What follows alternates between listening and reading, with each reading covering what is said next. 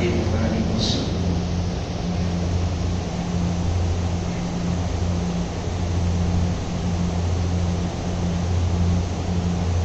أعوذ بالله من الشيطان الرجيم.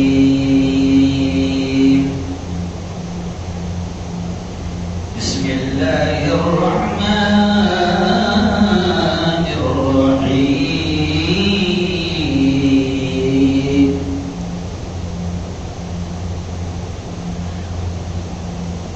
ولله على الناس حج البيت ولله على الناس حج البيت من استطاع إليه سبيلا. وقال تعالى الحج أشهر معلومات فمن فرض فيهن الحج فلا رفث ولا فسوق ولا جدال في الحج. وقال رسول الله صلى الله عليه وسلم من لم يمنعه حاجة ظاهرة أو مرض حابس أو سلطان جائر ولم يحج فليمت إن شاء يهوديا أو نصرانيا أو كما قال عليه الصلاة والتسليم.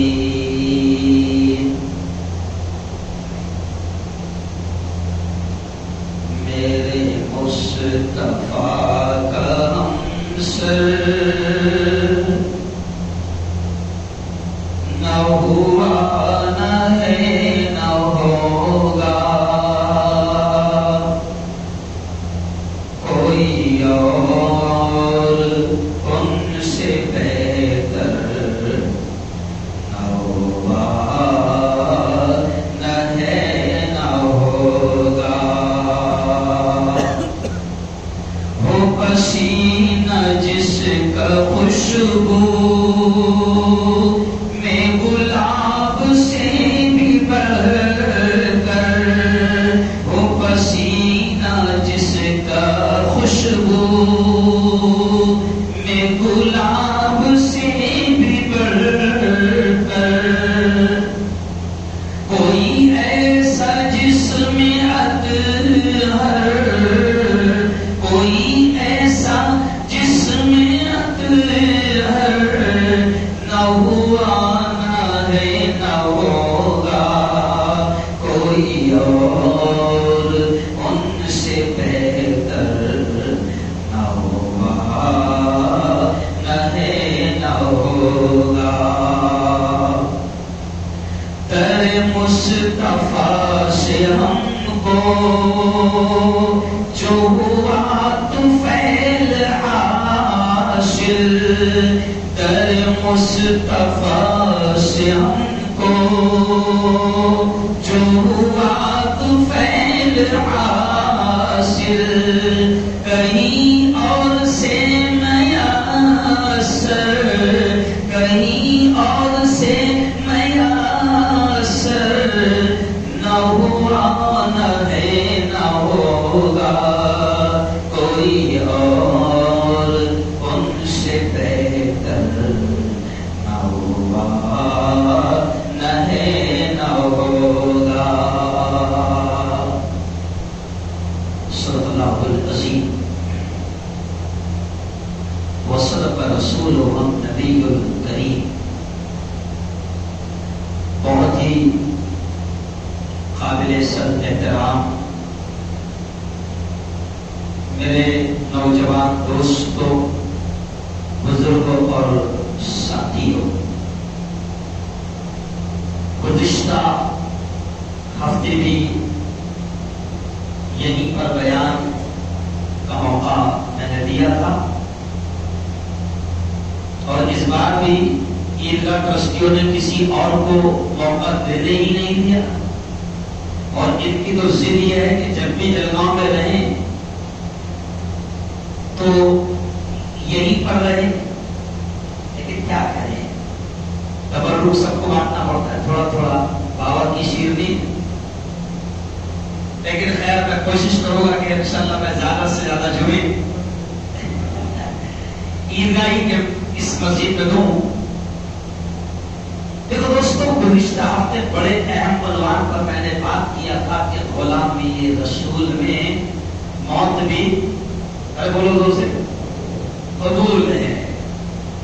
پچھلا عنوان تھا ہمارا غلامی رسول میں موت بھی قبول ہے۔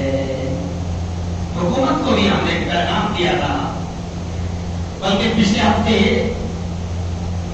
کھل کر میں نے حکومت سے یہ کہا کہ تم نے ہمارے گھر جلائے، ہم نے برداشت کیا، تم نے موب لنچنگ کی، ہم نے برداشت کیا، تمہارے غلط فیصلے مسجدوں کے خلاف بھی آئے، ہم نے برداشت کیا، لیکن پوری دنیا نے دیکھا کہ مسلمان ہر چیز برداشت کر سکتا ہے، لیکن پیارے آقا محمد مصطفیٰ، زور سے کہہ دو، پورا میں بولے صلی اللہ علیہ وسلم کی شان میں رتی برابر ہم گستاخی برداشت نہیں کر سکتے۔ اور پرسوں میں نے میڈیا والوں کے سامنے کہا کہ دیکھو، جیسے ہی تم نے نبی کی شان میں گستاخی کی، یا تمہاری خبیث پالتو شیطان نکور سلمان نے نبی کی شان میں گستاخی کی، تو عرب بھی جاگ گئے۔ اور میں نے ایک جملہ کہا جو ان کو بڑا بھاری گیا، میں نے کہا کہ عرب نے صرف انگڑائی لی تو پی ایم کو عباس یاد آ گیا، اور پھر پی ایم تذکرہ کرنے لگے، میرا دوست تھا بچپن کا عباس، عید کے موقع پر میرا دوست عباس آتا تھا تو میری اماں اس کے لیے کھانا، ارے بولو، تو میں نے کہا عرب نے صرف ایسا آجا مسئلے کیا کرے، ارے بولو میں خاندیش میڈیا وقت اس کو آگیا مسئلے ابھی کچھ زیادہ انہوں نے گڑبڑ نہیں کیے۔ تو میں نے کہا دیکھو، یہ ثبوت ہے اس بات کا کہ دنیا کا مسلمان ہر چیز برداشت کر سکتا ہے، لیکن اپنے نبی کی شان میں گستاخی برداشت نہیں کر سکتا۔ اور ادنا سے ادنا مسلمان جو جمعے کو جمعہ آتا نہیں سمجھا، یا اس سے بھی نیچے لیول پر لے لو جو عید کو عید آتا، لیکن نبی سے عشق ایسا ہے کہ وہ کہتا ہے غلامی رسول میں موت بھی قبول ہے، غلامی رسول میں، غلامی رسول میں موت بھی قبول ہے، جو نہ ہو عشق مصطفیٰ تو زندگی فضول ہے۔ کون سبحان اللہ، جو نہ ہو عشق مصطفیٰ بولو زندگی، بھیا ٹھیک ہے داڑھی نہیں ہے، ٹھیک ہے نماز کو نہیں آتا ہوں، ٹھیک ہے 5 وقت کی نماز نہیں پڑھتا ہوں، لیکن میرے نبی کی شان ہے کوئی گستاخی کرے جس کو برداشت نہیں کرے گا۔ تو پچھلے ہفتے تفصیل سے اس پر بات آئی تھی۔ چلیے آئیے، موسم کے اعتبار سے، وقت کے اعتبار سے بھی علماء کو بات کرنا چاہیے تاکہ ہر چیز امت کے سامنے آئے۔ اور آپ دیکھ رہے ہیں کہ الحمدللہ اب حج کا مہینہ قریب آ رہا ہے، جب اگلا ہفتہ رہے گا تو ہم حج کے مہینے میں داخل ہو جائیں گے۔ تو آج میں نے سوچا آپ نے بھی جو لائیو بیان کیا تھا، پوری دنیا نے الحمدللہ اس کو دیکھا، اور یہاں پر بھی جو میری بات ہو رہی ہے وہ دنیا دیکھ رہی ہے، ایسا نہیں ہے کہ فالتو، بلکہ حکومت تک بھی پیغام جا رہا ہے اور دنیا بھی دیکھ رہی ہے۔ تو رات میں بھی ہم نے اسی بات کو بیان کیا، اور آج مسلمانوں کو یہ پیغام دوں گا کہ او میرے یارو، جس طرح نماز ایک فرض ہے، روزہ ایک فرض ہے، زکات ایک فرض ہے، ایسے ہی اللہ کا ایک اور فرض ہے ہم پر، وہ ہے حج۔ اب حج کا موقع آیا تو کم از کم امت کے سامنے حج کے بارے میں کچھ نہ کچھ تو جانا چاہیے کہ قرآن کیا کہہ رہا ہے، اللہ کیا کہہ رہا ہے، حج کے بارے میں نبی کیا کہہ رہے ہیں۔ تو پہلی بات میں یہاں سے شروع کروں اکثر آپ نے، میں جمعہ کے خطبے میں ایک حدیث پڑھتا ہوں، جمعہ کے خطبے میں آپ نے اکثر سنا ہوگا، میں ایک حدیث پڑھتا ہوں. کیا حدیث پڑھتا ہوں؟ بنی الاسلام علی خمس، یہ حدیث پڑھتا ہوں میں کہ نبی نے فرمایا اسلام کی بنیاد 5 چیزوں پر ہے. جیسے اپنی بلڈنگ ہے نا، 1 پلر، 2 پلر، 3 پلر، پھر 4 پلر. تو جیسے بلڈنگ پلروں پر کھڑی ہوتی ہے نا، سنو پر، تو نبی نے کہا ہے کہ مسلمانوں سنو، اسلام کی جو بلڈنگ ہے نا، اسلام کی جو عمارت ہے، اسلام کی جو تعمیر ہے، وہ 5 پلروں پر کھڑی ہوئی ہے. اگر ان میں سے ایک بھی پلر کمزور ہوگا تو بلڈنگ کے گرنے کا بہت سارے انداز میں سمجھا، بلڈنگ کے گرنے کا ڈر ہے. وہ 5 پلر کیا ہے؟ وقت کا میں اس لیے مجھے آج ہی یہ سمجھاتا نہیں کہ آئندہ ہفتے اگر اللہ نے زندگی دیا تو پھر قربانی اللہ کو پیاری ہے. اگر بولو بھائی قربانی پر اپن بات کریں گے انشاءاللہ. جی ہاں، تو خیر، تو آج ہی میں سمجھانے کی کوشش کر رہا ہوں کہ 5 پلر ہے. تو نبی نے کہا کہ پہلا ستون اسلام کی بلڈنگ کا کیا ہے؟ مسلمانوں کو بھی سمجھنا چاہیے کہ اسلام کی بنیاد بلڈنگ کون سی ریت پر کھڑی ہوئی ہے، کون سی اینٹیں اس میں ہیں، کون سا امبوجا کا سیمنٹ ہے، وہ دیکھنا چاہیے نا کہ جس پر اسلام کی بلڈنگ کھڑی ہوئی ہے. تو نبی نے کہا اسلام کا پہلا پلر، پہلی بنیاد کیا ہے؟ شہادت اللہ الہ الا اللہ وان محمدا عبدہ ورسولہ. اسلام کا پہلا پلر کیا ہے؟ اسلام کی پہلی بنیاد، پہلا ستون بلڈنگ کا کیا ہے جس پر اسلام کھڑا ہوا ہے؟ تو نبی نے کہا پہلا پلر ہے گواہی دینا اس بات کی اللہ الہ الا اللہ، کہ اللہ کے علاوہ عبادت کے لائق کوئی نہیں. بولو، اللہ کے علاوہ عبادت کے لائق کوئی نہیں. نہ عبادت سورج کی ہوگی، نہ پرستش چاند کی ہوگی، نہ عبادت سانپ کی ہوگی. کیونکہ دنیا میں ایسے پاگل بھی ہے کہ ہر ایک کو اس لیے پوچھتے ہیں، سانپ کو اس لیے پوچھتے ہیں او ہے کیا کروں، سورج کو اس لیے پوچھتے نکل بابا برابر نکل. چاند کو بولتے تو بھی نکل، کیونکہ رات ہوگی تو نیند. میں بہت سارے انداز میں سمجھا تو بھی نکل. تو پہلی عمارت ہماری کیا ہے؟ اسلام کا پہلا عقیدہ کیا ہے کہ ہمارا ایمان ہے نہ سورج کی پوجا ہوگی، نہ چاند کی پوجا ہوگی، نہ سانپ کو دودھ پلایا جائے گا، نہ پتھر کی پوجا ہوگی، نہ ہواؤں کو بڑا مانا جائے گا. ہمارا ایمان ہے کہ عبادت کے لائق، پرستش کے لائق، پوجا کے لائق اگر کوئی ہے تو وہ کون ہے؟ اللہ. اللہ. زور سے بولو کون ہے؟ اللہ. پھر اب کوئی سوال کرے گا پھر اللہ کچھ مانگے تو سانپ کا کیا کرنا؟ اس نے اگر کاٹ لیا تو نہیں سمجھے، اس کو بھی تو دودھ پلانا ضروری ہے تاکہ وہ بھی شانت رہے. تو جواب کیا ہے بھائی؟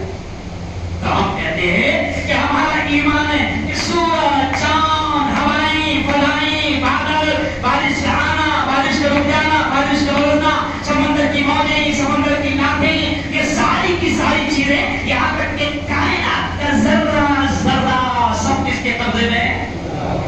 ارے بولو، اللہ کے قبضے میں ہے. تو جس کے قبضے میں سانپ بھی ہے اس کو پوجو نا.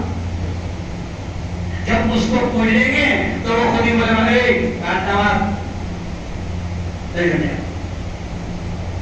ہمارا ایمان ہے کہ جب آدمی اللہ کا ہو جاتا ہے تو پھر سانپ بچھو بھی اس کے لیے جگہ چھوڑتے ہیں. اور یہ کیا کروں، دماغ میں عجیب عجیب باتیں آتی ہے اور وقت ختم ہونے کو کرتا ہے. اور اللہ کہتے ہیں اللہ کی قسم بلوانے والا نہیں کون ہے. اب تو تقریرا یاد نہیں کرتے، آتے گیا وہ یاد کرنے کا ہمارا مدرسے میں یاد کرتے تھے، ابھی وہ گیا.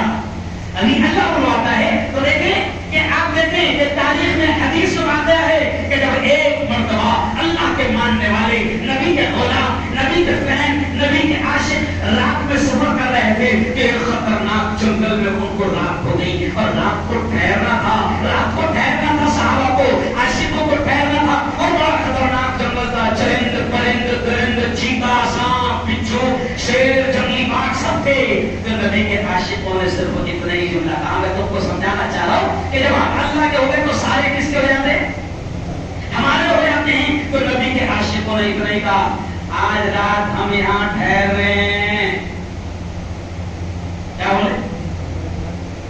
آج رات نبی کے غلام اللہ کے ماننے والے یہاں ٹھہر رہے ہیں. تو حدیث میں واقعہ ہے کہ سانپ بچھو چرندے پرندے درندے زہریلے جانور سب نیچے منڈی ڈال کر جنگل کو خالی کرتے ہوئے نظر آئے. کیونکہ آج رات یہاں کون ٹھہرا تھا؟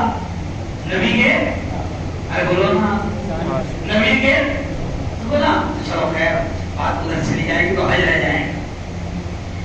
تو ہمارا پہلا ایمان کیا ہے کہ اللہ کے علاوہ عبادت کے لائق کوئی نہیں. واشهد ان محمد رسول اللہ. اور میں گواہی دیتا ہوں کہ محمد اللہ کے رسول ہے, اللہ کے پیغمبر ہے, اللہ کے میسنجر ہے. اور ہمارا یہ بھی یقین ہے کہ محمد آخری پیغمبر ہے. اب کوئی نبی بولو آنے والا نہیں ہے. جتنے آئیں گے اور نبی ہونے کا دعویٰ کریں گے وہ سب جھوٹے ہوں گے اور ان جھوٹوں کا انجام دنیا دیکھے گی.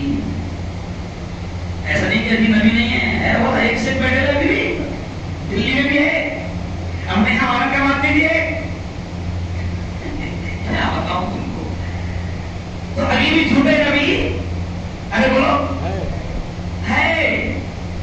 تو میں نے اور کیا ماننے والے جھوٹے نبی سے بولا کہ تو جھوٹے کیوں پھر رہا, نبی تو گلی میں گھومتے تھے.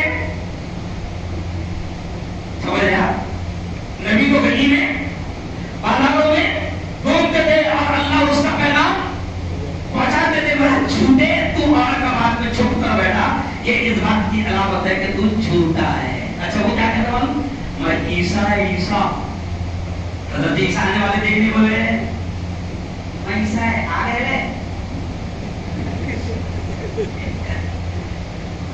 تو میں نے کہا پاگل کے بچے, حضرت عیسیٰ کے بارے میں ہے کہ وہ دمشق میں آئیں گے. کہاں آئیں گے؟ دمشق میں.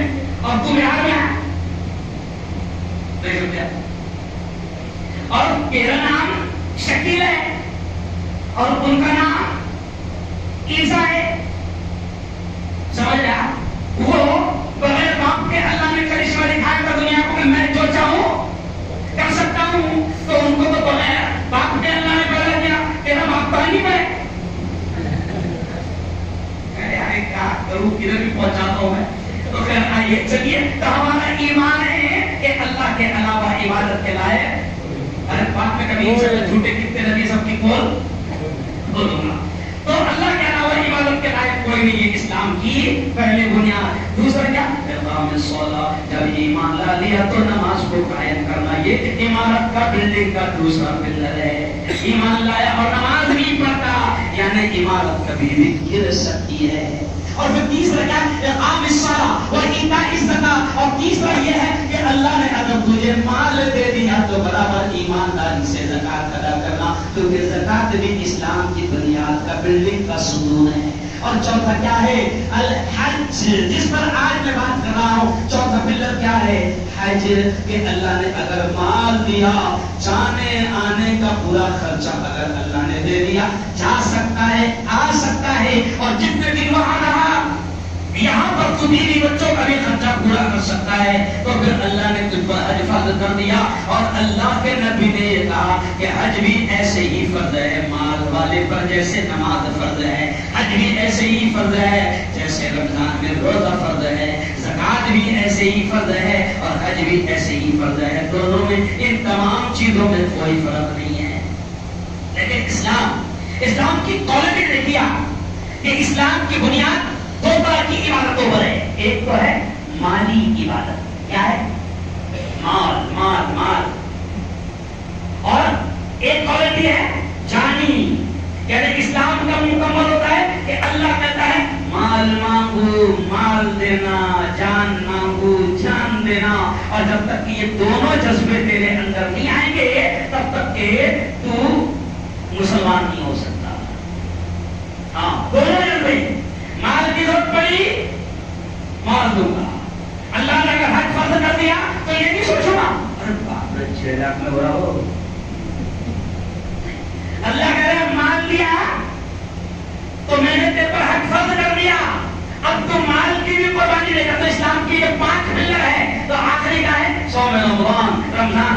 تو چلو آؤ، پہلا پلر کیا ہے؟ ایمان، دوسرا پلر نماز، تیسرا پلر زکات، چوتھا حج، اور پانچواں رمضان کے روزے۔ اب یہ پانچوں پر آپ غور کرو تو کچھ کا تعلق اسپیشل مال سے ہے، زکات کا تعلق اسپیشل کیسے ہے؟ مالی عبادت ہے۔ زکات کون سی عبادت ہے؟ بھائی زکات میں نماز پڑھنا پڑتا ہے کہ نہیں؟ پھر 1 لاکھ ہوئی تو میں کام کرتا نا 1 لاکھ کے بجائے 1 لاکھ رکھاتا پڑھ لیتا، ایسے ہی تو زکات میں کیا دینا پڑتا؟ مال۔ اللہ بولتا مال دے، کیوں؟ ابھی مال دیا تو دے، نہیں دیا تو مال کر رہے کچھ، لیکن جب دیا تو پھر میرے بندوں کو تو اب زکات اسپیشل مال، اور روزہ کیا ہے؟ اسپیشل جان۔ روزے میں کیا لگتی ہے؟ 15 گھنٹے 16 گھنٹے بھوکے رہنا، پیاسے رہنا، تڑپنا، تو یہ کون سی عبادت ہے؟ جان کی۔ تو اسلام 2 طرح کی عبادت ہے، جانی عبادت، مالی عبادت۔ تو علماء کہتے ہیں، شارٹ میں کہہ رہا ہوں کیونکہ وقت کم ہے، کہ علماء کہتے ہیں کہ جب تک کہ جان اور مال دونوں تیرے دماغ اور دل میں بیٹھ نہ جائے کہ جو مانگا اللہ نے دوں گا، تب تک کہ تو پکا مسلمان نہیں ہو سکتا، چھپری ہو سکتا۔ اچھا بھی ہوگی کبھی نہیں۔ صحابہ نے جب اللہ نبی نے اعلان کیا کہ مال چاہیے تو صحابہ نے مال ملا کر رکھ دیا، جھاڑو ملا کر رکھ دیا، کیونکہ نبی نے اعلان کیا۔ کیوں؟ صحابہ نے اعلان کیا کہ جان چاہیے، جان کل کفر سے جنگ ہونے والی ہے، اور مسلمانوں تمہاری جانوں کی لوٹ ہے، تو عورتوں نے دودھ پیتے بچے بھی لا کر دے دیے، تو جان مانگا تو جان دیا۔ تو ایسے ہی حج جو ہے، حج یہ مال، حج میں دونوں کیٹیگری ہے، حج میں مال بھی لگتا اور جان بھی لگتی۔ جو ہے ہم سے پوچھ لینا اتنی جان لگتی، شیطان کو پتھر مارنے میں صحیح میں آتا جی کتنا کمی نہ ہے، پتھر مارنے جاؤ 3 دن شیطان کو حج کے لیے، تو اپنوں کو یاد آیا کہ وہاں کہتا اس کو پتھر مارنا ہوا۔ ہیلو، تو حج میں مال بھی خرچہ ہوتا اور جان بھی خرچہ ہوتی ہے۔ اور آؤ 10 منٹ کے اندر حج کے بارے میں آپ کو بتا دوں کہ حج بھی فرض ہے اس مسلمان پر جس کو اللہ نے اتنا مال دیا ہے کہ وہ جا کر آ سکتا ہے۔ غریب ہے تو نہیں فرض ہے۔ اچھا کبھی کبھی لوگ بولتے مفتی صاحب کیسی کا سمجھنا کہ میرے پہ حج فرض ہو گیا، سمجھ گیا؟ تو میں نے اس سے سادہ سوال پوچھا، مال آ رہا تو یہاں آ رہا، تو میں کہا کون آ رہا؟ نہیں سمجھا۔ مال آ رہا تو بولے ہاں آ رہا، تو میں کہا اس کا مطلب سمجھ لے کہ اللہ بلا رہا، مگر تو بولا اٹھا رہا، مگر تو کیا کر رہا؟ بلا کرتا رہا، جبکہ دیکھو اللہ ارے بولو بلا رہا مگر تو نہیں آ رہا۔ اب سن کہ اللہ نے اگر تجھے مال دیا ہے، سن لو میرے یارو، اگر اللہ نے مال دیا ہے اپنے گھر کی عورتوں کو بھی لا کے یہ بیان سنانا کہ اگر اللہ نے مال دیا ہے اور اتنا دیا ہے کہ حج کر سکتے ہو تو حج فرض ہو گیا، حج فرض ہو گیا، حج فرض ہو گیا۔ اور اگر نہیں کرا، حج نہیں کرا، اور اللہ نہ کرے کورونا میں مر گیا یا کسی طریقے سے مر گیا، ایکسیڈنٹ میں مر گیا، کوئی بیماری میں مر گیا اور حج نہیں کر پایا جبکہ اتنا مال تھا کہ حج کو جا سکتا تھا، تو سنو بڑے خطرناک الفاظ ہے، مجھے بھی نہیں، میں بولتے ہیں میرے بدن پر روٹے کھڑے ہوئے کہ نبی نے بڑے خطرناک الفاظ کہے، حضور نے کہے ہیں کہ جس کو اللہ نے حج کو جانے کا مال دیا تھا اور وہ حج نہ کرے اور مر جائے تو نبی کہتے ہیں فَلْيَمُتْ إِنْ شَاءَ يَهُودِيًّا وَإِنْ شَاءَ نَصْرَانِيًّا، پھر وہ یہودی ہو کر مرے، کرسچن ہو کر مرے، کافر ہو کر مرے، کچھ بھی ہو کر مرے، مجھے اس کی کوئی پرواہ نہیں۔ یعنی نبی سفارش کے لیے بھی تیار نہیں ہوں گے، نبی سفارش کے لیے بھی تیار نہیں ہوں گے کہ اگر حج کو اللہ نے طاقت دی تھی اور نہیں گیا اور مر گیا تو نبی کہتے ہیں کہ پھر تو یہودی ہو کر مر، کہ کرسچن ہو کر مر، کہ نصرانی ہو کر مر، کہ مجوسی ہو کر مر، کہ آگ پرست ہو کر مر، کہ سورج کا پوجا مجھے اس کی کوئی پرواہ نہیں. یعنی یہ جملہ اشارہ کر رہا ہے کہ ایسے شخص کی کہ جس پر اللہ نے مال دے کر حج فرض کیا تھا اور وہ حج کو نہیں گیا, تو نبی کہتے ہیں مجھے اس کی کوئی پرواہ نہیں, یعنی سواری بھی نہیں کروں گا. اور چلا گیا تو کتنا بڑا انعام وہ بھی سنو. جیسے قرآن کہتا ہے وَلِلَّهِ عَلَى النَّاسِ حِجُّ الْبَيْتِ مَنِ اسْتَطَاعَ إِلَيْهِ سَبِيلًا. اللہ اپنے کلام میں کہتا ہے, اللہ یہ حکم دیتے ہوئے کہتا ہے کہ وَلِلَّهِ عَلَى النَّاسِ, اللہ کہتا ہے کہ میں نے انسانوں پر حج فرض کر دیا مَنِ اسْتَطَاعَ إِلَيْهِ سَبِيلًا, جو وہاں جانے کی استطاعت اور طاقت رکھتا ہے. اور میرا اللہ کہتا ہے میرے بندے اگر تو حج کو آ جائے گا, اگر تو میرے گھر کے طواف کو آ جائے گا, میرے گھر پر حاضری دے دے گا, تو سن سن سن تیری ایک ایک حاضری اور ایک ایک نماز کتنے قیمتی ہوگی. اللہ نے کہا کہ میرے نبی کہہ دو اگر میرے گھر پر آ کر نماز پڑھو گے, کعبہ کے سامنے نماز پڑھو گے, تو اے نبی کہہ دو یہاں پر ایک نماز پڑھنے کا ثواب 1,00,000 نماز کے برابر دوں گا. ابھی اپن جمعہ پڑھ رہے ہیں لیکن یہ جمعہ میں وہاں ہو تو 1,00,000 نماز کا ثواب.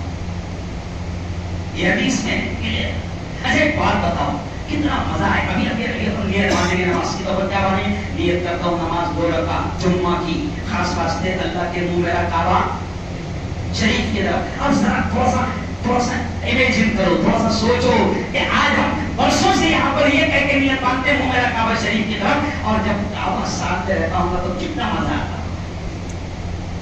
ہیلو اچھا ابھی اپنا سب کا منہ ادھر ہے, ادھر ہے نا, کیا دیکھے ادھر ہے نا, سب کا ادھر ہے, لیکن کعبہ میں اتنا حسین منظر ہوتا ہے, اتنا حسین منظر ہوتا ہے کہ ادھر والے کبھی ادھر, ادھر والے کبھی ادھر, ادھر والے کبھی ادھر, ادھر والے کبھی ادھر, بیچ میں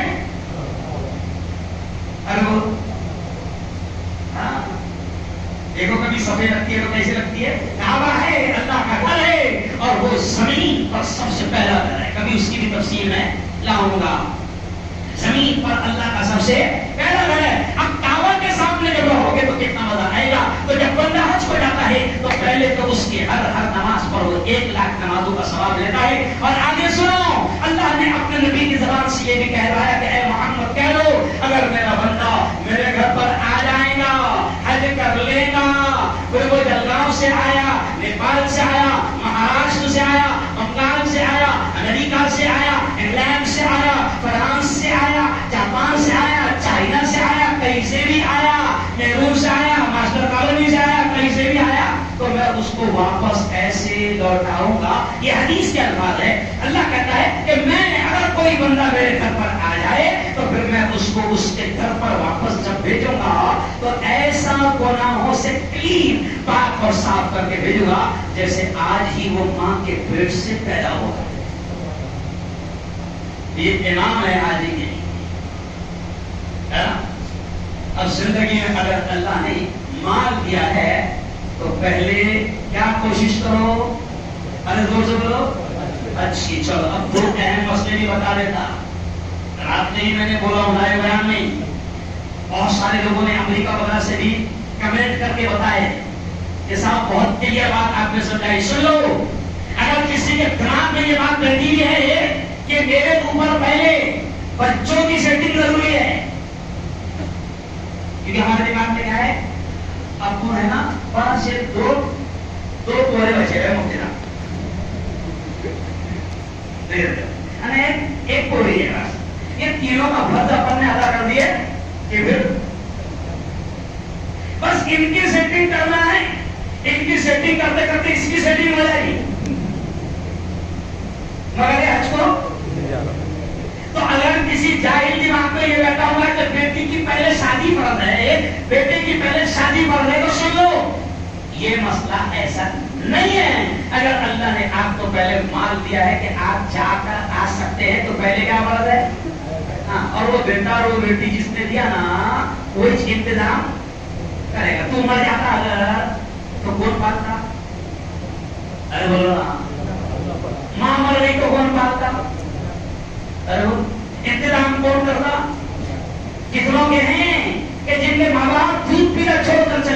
کیا وہ بچے نہیں پلے ہیں؟ تو وہ ان کی سیٹنگ تیرے دن میں پہلے نہیں ہے. اگر پہلے تیرے پاس میں مال آ گیا تو کیا ضروری ہے؟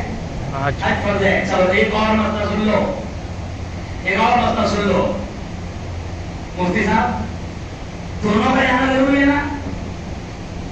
یہ بھی مسئلہ آتا نا, سمجھئے؟ پھر اکیلا چلے گا تو وہ لگنا چاہیے نہ ہو, پھر بعد میں کون؟ میرے بھائی جیسے نماز تیرے پہ فرض ہے, روزہ تیرا تیرے پہ فرض ہے, ویسے حج بھی تیرا, ارے بولو, تیرے پہ فرض ہے.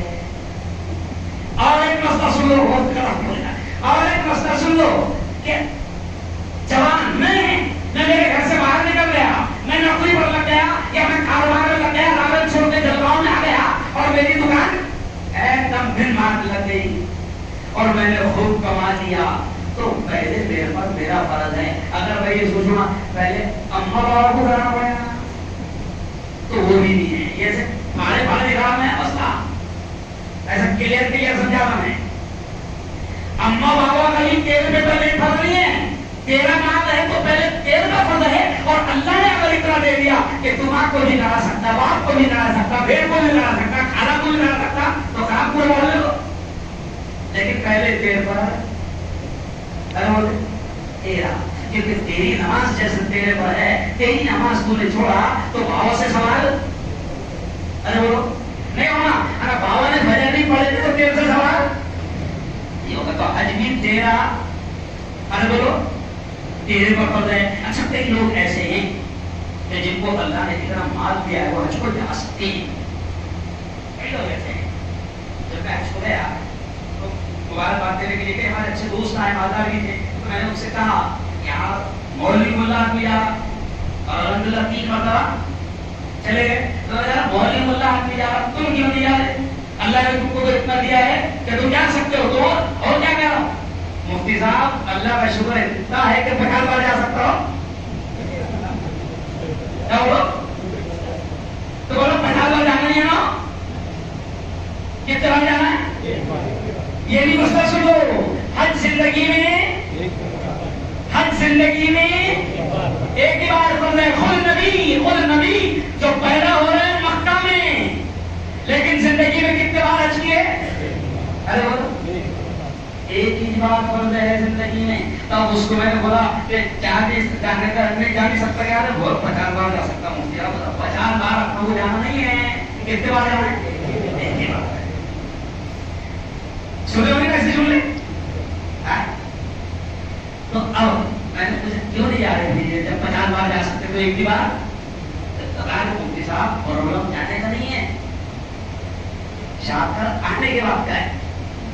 اپنے دھندے ویسے نہ مفتی صاحب نہیں سمجھے, پورا سمجھ لے نا کیسا حج کر کے آ گئے نا بابا, تو پھر ایسا پھر تھوڑا سا دھندے اپنے اللہ کے بندو, موت کب آ جائے گی بھروسہ نہیں ہے. اللہ نے اگر مال دیا ہے تو پہلے اس کا یہ فرض, ارے بولو اگر کر لو, چلو آؤ وقت ختم ہو گیا تو ایک ہی جملہ کہہ کر بات ختم کروں گا کہ دیکھو جب حج کو چلے جاؤ گے نا تو پھر دیکھنا وہ تو جو دھندے کی وجہ سے جائیں گے نا کہ اپنے دھندے ایسے ہیں, تو سن لو آپ نے کتابوں میں اپنا دماغ بنا دیا کہ نبی نے یہ کہا ہے کہ اگر تجھے ایسا لگتا ہے کہ تو 2 نمبر کے دھندے نہیں کرے گا, تو لچے لفنگے بنے نہیں کرے گا تو دکان نہیں چلے گی, نقصان ہو جائے گا. تو نبی نے کہا ہے غریب لوگ بھی سن لے, غریب بھی سن لے. نبی نے اللہ نے بھی یہ کہا ہے قرآن میں, اللہ نے کہا ہے کہ جو حج کو آئے گا میں اس کو مالدار بناؤں گا. میرے الفاظ نہیں ہو رہا, کس کے الفاظ ہے؟ اللہ کے, کہ جو حج کو آئے گا تو میں اس کو مالدار مال دوں گا. تو کتنی اچھی اسکیم ہے. اچھا کون مالدار بننا چاہتا ہے ہاتھ بڑھاؤ, تو پھر جانا کہاں پڑے گا؟ سوچ اللہ وہاں سے بڑا مالدار نہیں. اللہ کہہ رہا ہے کہ جو میرے گھر کو آنے گا میں اس کو مالدار بناؤں گا. بلکہ جملہ سن لو, جتنے حج کر کے آئے ہیں ان سے مل لینا تو تم کو 90% حاجی یہ جملہ کہیں گے کہ مفتی صاحب حج سے آیا اور اللہ نے لین ارے بولو لگایا، اور لین آنے کے بعد پھر کب نہیں لگے گی؟ اگلے ہفتے انشاءاللہ، ٹھیک ہے؟ اچھا ایک بات بتاؤ، کون کون دیکھو ارادہ تو کرو، اگر دیکھو جو ارادہ کرتا ہے نا تو اللہ غریب کو بھی پہنچا دیتا ہے۔ میں جب گیا تو ایک برہان پورا بھٹیارا مجھ کو ملا، میں اس کو پہچانتا تھا، میں نے شاید اس سے پہلے سنایا تھا، میں اس کو پہچانتا تھا، مجھے معلوم ہے کہ بھٹیارا بہت غریب تھا، تو میں اس کو دیکھ کر وہاں پر حیران رہ گیا۔ تو اس نے خود پھر سے کہا مفتی صاحب حیرانی ہو رہی ہے کہ میں کیسے آ گیا؟ تو میں نے کہا بالکل حیرانی ہوگی۔ تو اس نے جملہ اور خطرناک بولا، تیرہویں بار آ رہا، کتنی بار آ رہا؟ اور میں کہا کہ واسطے بار کھاتا ایک ہی بار کیسی آ گیا؟ تو اس نے اور میں حیران کر دیا، مفتی صاحب 13ویں بار آ رہا۔ تو میں نے کہا کیسی کیا آ رہا؟ تو آگے اس تمنا رہتی تھی جب لوگ حج کو جاتے تھے تو میں اللہ کے سامنے روتا تھا، گڑگڑاتا تھا کہ میرے مولا مجھے معلوم ہے کہ میرے پاس کچھ نہیں ہے، لیکن تو اگر بلائے گا، ارے بولو اجمیر وہی جاتے ہیں جنہیں، ارے بولو تو حج کو بھی وہی جاتے ہیں جنہیں اللہ بلاتا ہے۔ بٹانا کرے گا کہ 13ویں بار آ رہا، میں نے کہا کیسے آ رہا؟ تو میں روتا تھا، اب مال کو نہیں دیا لیکن اللہ نے قبول کر لیا، اور ایک ٹور کمپنی نے مجھے ماندے پکانے رکھ لیا، تو 13ویں بار حج کرتے ہیں۔ تو ارادہ کرو گے تو اللہ پہنچائے گا، اور نہیں ارادہ ہے تو کروڑ لے کر بھی یہاں سے بھکاری بن کر جائے گا اور حج زندگی میں نصیب نہیں ہوگا۔ چلو دعا دے رہا ہوں، سب نے آمین کہنا، نہیں معلوم اللہ جس کی آمین کو قبول کر لے۔ اے اللہ جتنے بھی یہاں اور بیٹھے ہیں، اے مولا تو سب کو حج کی دولت سے مالا مال فرما، آمین۔ مولا جتنے یہاں بیٹھے ہیں سب کو تیرے کعبے میں حاضری کی توفیق اور ہمت نصیب فرما، جتنے یہاں بیٹھے ہیں سب کو تیرے محبوب نبی محمد مصطفیٰ کے روضے کی حاضری نصیب فرما، آمین۔ وآخر دعوانا